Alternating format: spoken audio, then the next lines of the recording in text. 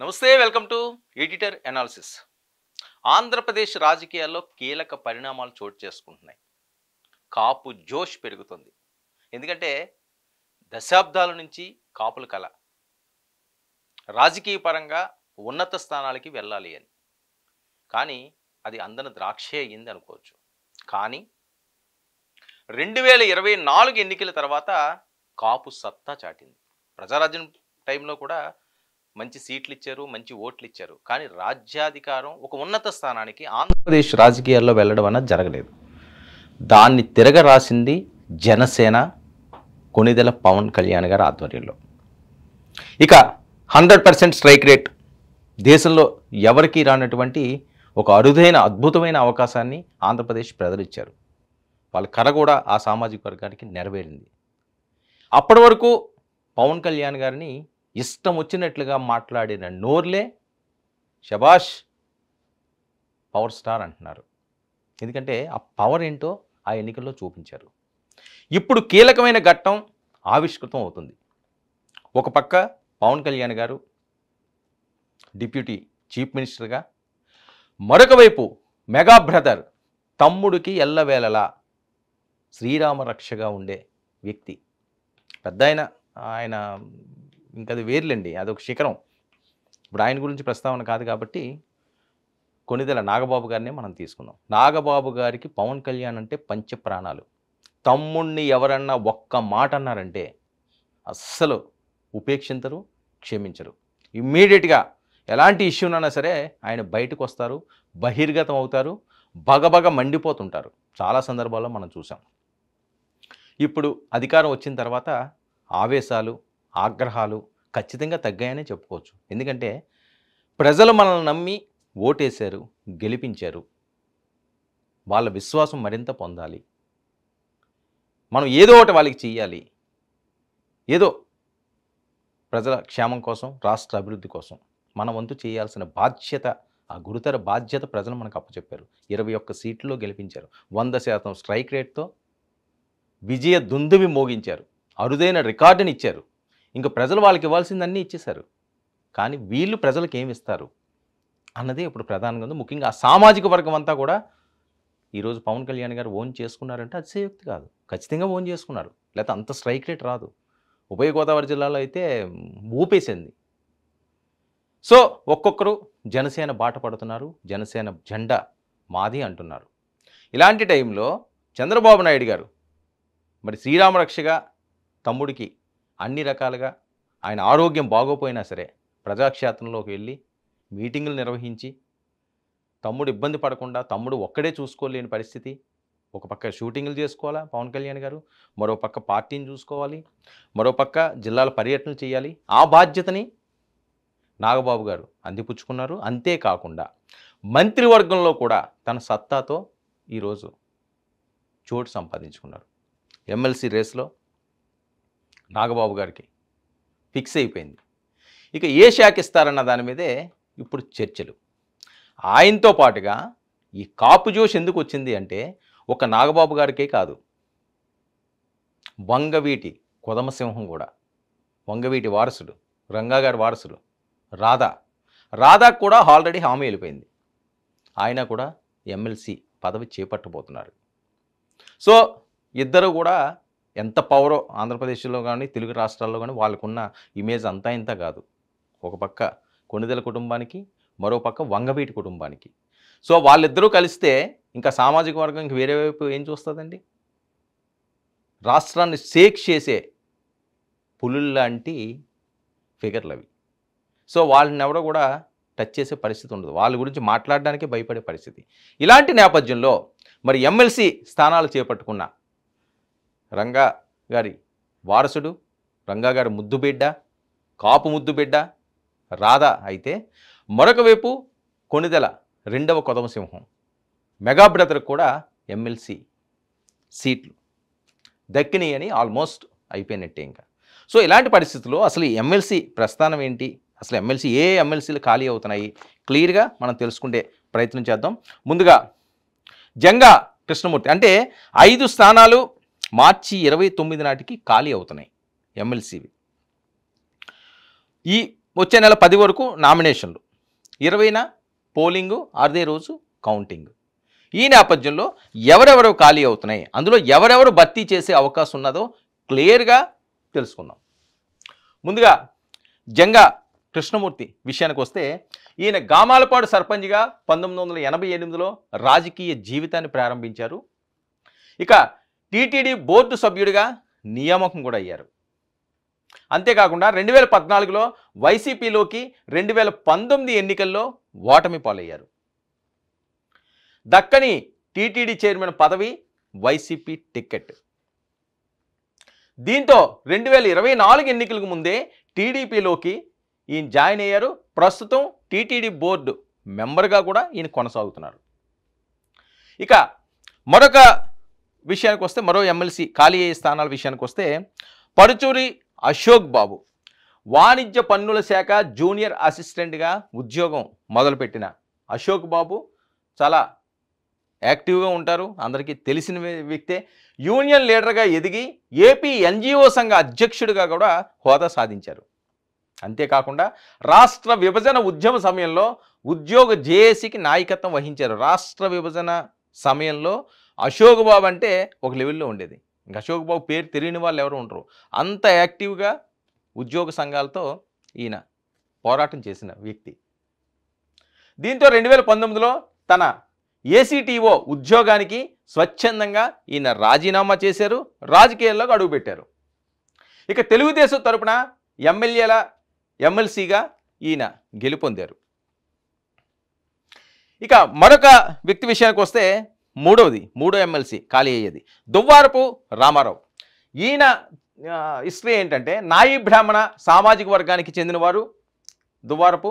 ఇక టీడీపీ సేవల కోసం ఎంఆర్ఓ ఉద్యోగానికి కూడా రాజీనామా చేశారు. ఒక పక్క అశోక్ బాబు రాజీనామా చేస్తే, ఈయన కూడా ఎంఆర్ఓ పదవికి రాజీనామా చేసి రాజకీయాల ఇంట్రెస్ట్తో ఆయన రంగంలోకి దిగారు. 2019లో ఎమ్మెల్సీగా ఎన్నికయ్యారు. 2020లో టీడీపీ రాష్ట్ర ప్రధాన కార్యదర్శిగా కూడా ఈయన పదవి చేపట్టారు. ఇక మరొక ఎమ్మెల్సీ విషయానికి వస్తే, బెందుల తిరుమల నాయుడు అలియాస్ బీటీ నాయుడు. ఈయన కర్నూలు జిల్లాకు చెందిన న్యాయవాది, పార్టీ కార్యదర్శి పదవి కూడా ఈయనకి ఇచ్చారు. ఇక 2009లో కర్నూలు ఎమ్మెల్యేగా, 2014లో కర్నూలు ఎంపీగా ఓటమి పాలయ్యారు తిరుమల నాయుడు గారు, బీటీ నాయుడు. ఇక ఈయన బోయ సామాజిక వర్గానికి చెందిన కోటాలో 2019లో ఎమ్మెల్సీ పదవి చేపట్టారు. బోయి సామాజిక వర్గం ఈ కోటాలోనే 2019లో ఈయన ఎమ్మెల్సీ పదవిని సాధించడం జరిగింది. ఇక మరొక వ్యక్తి విషయానికి వస్తే, యనమల రామకృష్ణ గారు అందరికీ సుపరిచితమైన వ్యక్తి. 1983 నుంచి 2004 దాకా ఓటమి ఎరగని నాయకుడు. తెలుగుదేశం పార్టీకి కోర్ టీంలో ఎప్పుడు ఉండే ముఖ్య వ్యక్తి యనమల రామకృష్ణ గారు. ఇక ఎన్టీఆర్ మీద తిరుగుబాటులో చంద్రబాబు వెంట నిలబడిన వ్యక్తిలో ఈయన కూడా ఒకరు.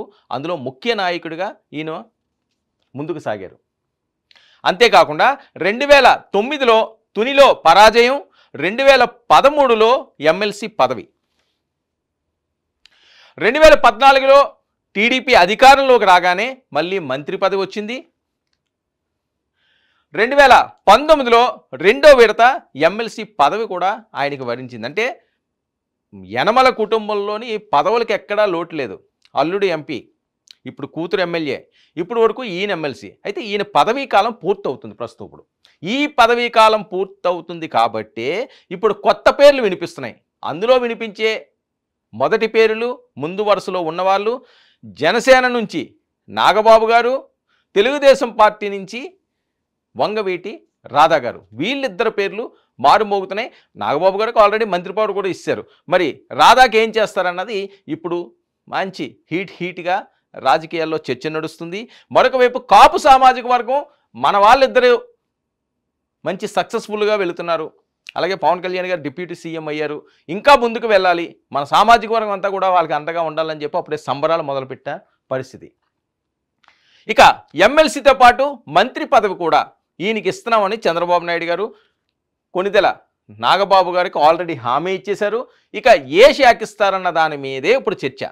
ఇక ఉగాదిలోపు ఎమ్మెల్సీ ఫలితం, మంత్రివర్గంలో విస్తరణ. ఎలానా ఈ నెలలో ఉగాది వస్తుంది కాబట్టి కొత్త సంవత్సరం, కొత్త పదవి, మెగా జోష్, మరోపక్క వంగవీటి హల్చల్, ఈ రకంగా రాజకీయ ఈక్వేషన్స్ ఉన్నాయి.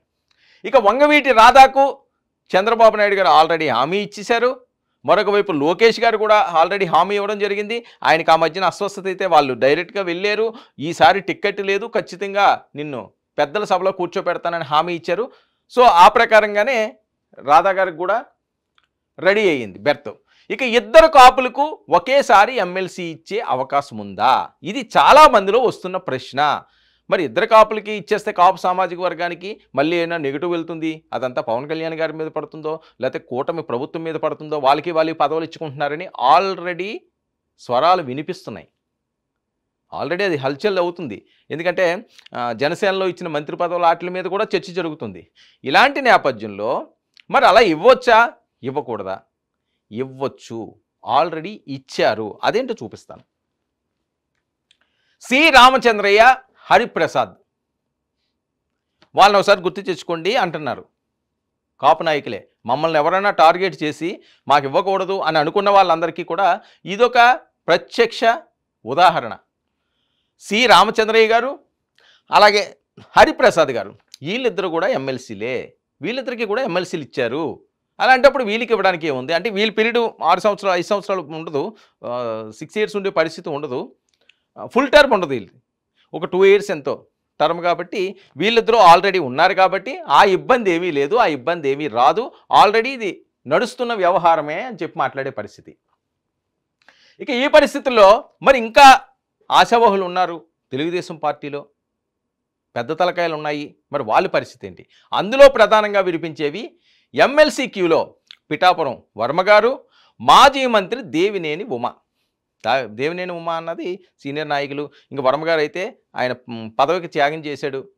పదవి మీన్స్ ఎమ్మెల్యే మొన్న రావాల్సిందే కదా, వస్తే ఖచ్చితంగా ఇన్ని సీట్లలో ఆయన సీటు కూడా ఖచ్చితంగా గెలుస్తారు. అంటే ఎమ్మెల్యే పదవిని త్యాగం చేసినట్టే మొన్న. కానీ ఆయన పోటీలు లేరు కాబట్టి. అది ఎవరి కోసం చేశారు? జనసేనాని పవన్ కళ్యాణ్ గారి కోసం చంద్రబాబు నాయుడు గారు చెప్తే ఆయన త్యాగం చేశారు. వాళ్ళు ఫాలోవర్స్ వీళ్ళందరూ కూడా ఏదో హడావిడి చేసినా ఇవన్నీ జరిగినా సరే అవేమీ ఆయన పరిగణలు తీసుకోలేదు, పార్టీకి కట్టుబడి ఉన్నారు. మరి ఇలాంటి కోర్ లీడర్ని వాళ్ళు వదులుకునే పరిస్థితి లేదు. వర్మకు ఆల్రెడీ మాట ఇచ్చారు. అంతేకాని పవన్ కళ్యాణ్ గారు కూడా ఎమ్మెల్యేగా ఈయన వర్మను ఇక్కడ మేము ఉంచలేకపోయినా చట్టసభల్లో ఆయన ఉండేలా ఆ బాధ్యత నేను తీసుకుంటానని చెప్పి బహిరంగంగానే మరి పవన్ కళ్యాణ్ గారు కూడా మాట ఇచ్చారు. కాబట్టి ఇంకా దాని మీద పెద్దగా ఆలోచనలు లేవు అని చెప్పి వస్తున్న మరి దేవినేని ఉమా, ఆయనకు కూడా ఈసారి టికెట్ ఇవ్వలేదు. గతంలో మంత్రిగా చేసిన వ్యక్తి, యాక్టివ్గా పార్టీలో ఉండే వ్యక్తి, మరి ఆయనకి కూడా ఇచ్చే అవకాశం ఉండదు. అంటే 5 సీట్లలో ఒకటి వంగవీటి రాధా, మరొకటి దేవినేని ఉమా, మరొకటి పిఠాపురం వర్మ. వీళ్ళు ముగ్గురికి ఇస్తారు. ఒకటి కొణిదెల నాగబాబు గారికి. అంటే 4, 5. మరి 5వది ఎవరికి ఇచ్చే అవకాశం ఉంది? ఇందులో కూడా చాలా పేర్లు వినిపిస్తున్నాయి. బీజేపీ కూడా మాకు కావాలంటున్నది. బీజేపీ నుంచి రేసులో ఉన్న వాళ్ళు సోము వీర్రాజు గారు, విష్ణువర్ధన్ రెడ్డి. వీళ్ళిద్దరిలో ఎవరికో ఒకరికి ఎమ్మెల్సీ సీట్ ఇచ్చే అవకాశం ఉంటుంది. 3 తెలుగుదేశం పార్టీ తీసుకున్న ముగ్గురు ముందు వరుసలో ఉన్నవాళ్ళు, ముగ్గురు కూడా దానికి సరితూగగల ఆ కెపాసిటీ ఉన్నవాళ్ళే, సీనియర్లు, పార్టీని నమ్ముకుంటూ ఉన్నవాళ్ళు, పార్టీ కోసం త్యాగాలు చేసిన వాళ్ళు. ముగ్గురు కూడా అక్కడ. ఒకటి వంగవీటి రాధా గారు, పిఠాపురం వర్మ గారు, దేవినేని ఉమా గారు. సో ఇందులో పెద్దగా ఇబ్బంది పడే అవసరం లేదు. మిగతా వాళ్ళు ఎవరు కూడా వీళ్ళు ముగ్గురికి ఇస్తే అపోజ్ కూడా చేయరని చెప్పి కూటమి ప్రభుత్వం భావిస్తుంది. ముఖ్యంగా చంద్రబాబు నాయుడు గారు భావిస్తున్నట్టుగా వస్తున్న వార్తల నేపథ్యం. మరి ఈ పరిస్థితుల్లో మరి బీజేపీ కూడా అంటే ఆల్రెడీ నాగబాబు గారికి జనసేన నుంచి ఒకటి ఇచ్చారు కాబట్టి మరి కూటమి 3 పార్టీలు కలిపే ఘన విజయాన్ని సాధించింది కాబట్టి బీజేపీ నుంచి కూడా ఒక ఎమ్మెల్సీ అడుగుతున్నారు. మరి ఎమ్మెల్సీ అడిగితే ఎవరికి ఇవ్వాలి? ఒకటి సోము వీర్రాజు, 2 విష్ణువర్ధన్ రెడ్డి. వీళ్ళిద్దరూ కూడా బీజేపీలో చాలా యాక్టివ్గా ఉన్న వ్యక్తులే, పార్టీకి సేవలు చేసిన వ్యక్తులే. అంటే ఇంక ఎవరి దగ్గర ఎటువంటి ఇబ్బందులు ఉండే పరిస్థితి ఉండదు. ఈ ఈక్వేషన్స్తో చేసుకుని వెళ్ళిపోతారు అనే ఆలోచనలో ఉన్నట్లుగా తెలుస్తున్నది. మిగతా వాళ్ళందరికీ ఖచ్చితంగా నెక్స్ట్ ఏమైనా టర్మ్లో అలా అవకాశం వస్తే, లేదా వేరే చైర్మన్లు అయితే ఆ రకంగానే ఇచ్చే అవకాశం ఉంటుంది. ఏదైనప్పటికీ కూడా ఇప్పుడున్న ఈ టైంలో ఇప్పుడు ఖాళీ అవుతున్న ఈ ఎమ్మెల్సీల్లో వీళ్ళ 5గురు ఇప్పుడు నియమింపబడుతున్నారు. ఉగాదికి ఇది రెడీ చేస్తున్నారు. దీనికి సంబంధించి లిస్ట్ అంతా.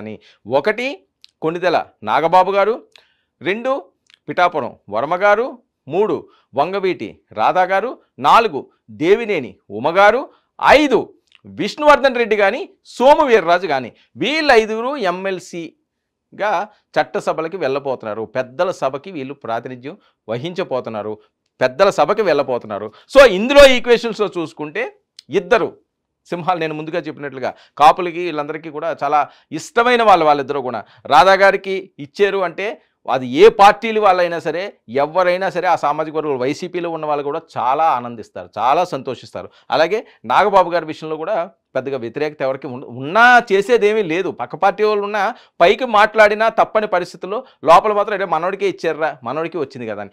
ఇప్పుడు నాగబాబు గారికి మంత్రి పదవి ఏ శాఖ ఇచ్చే అవకాశం ఉంటుంది? ఇది చాలా కీలకంగా అందరిలోని కూడా చర్చ జరుగుతుంది. చాలా కీలకమైన శాఖ ఆయనకి అప్పచెప్పబోతున్నారు. అంతేకాకుండా పార్టీ బాధ్యతలు కూడా చూసే కార్యక్రమం ఆయన చేపట్టబోతున్నారు. పవన్ కళ్యాణ్ గారు ఈరోజు రాష్ట్రానికో లేకపోతే ఆంధ్రప్రదేశ్కో పరిమితమయ్యే పరిస్థితి కాదు. ఆ రకంగా మోదీ గారు కానీ ఎన్డీఏ కానీ చూడటం లేదు.